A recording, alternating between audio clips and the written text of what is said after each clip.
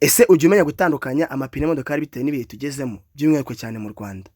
Ngiye kukwereka uburyo amapine y'imodokari ukeneye kuyakoresha bitewe n'ibihe tugezemo.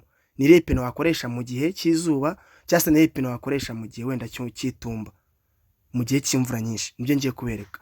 Abantu benshi bakora amakosa ugasanga ipine ryo ry'icyatsi gakeba ryarashize, hanyuma ugahita ushyira nk'umuntu ugukora amapine ugasanga agiye kongera andi mano. Iyi ni mistake ikomeye. Iyi ni mistake ikomeye my dear.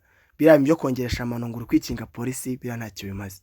Gura ipine rishyashya, waguze imodokari bishoboye yuko uzajya ushyira amapine mu gihe yashize, cyangwa se ugura ipine rihenze ariko rijyo rizatinda cyangwa se rimeze neza. Mu gihe cy'izuba rero uzakoresha mwene no pine ry'imodokari iri ngiri uri kureba. Ibihe byose ukeneye gukoresha no pine. Hanyuma mu gihe cy'imvura cyangwa se cy'itumba uzakoresha no iri ngiri, niryo ryiza cyane kurushaho. Nibona byanze uzahora ukoresha no pine rizakora ibihe byose. Menya kandi icyo mvuye ku muhanda yari n'amana bagiraga.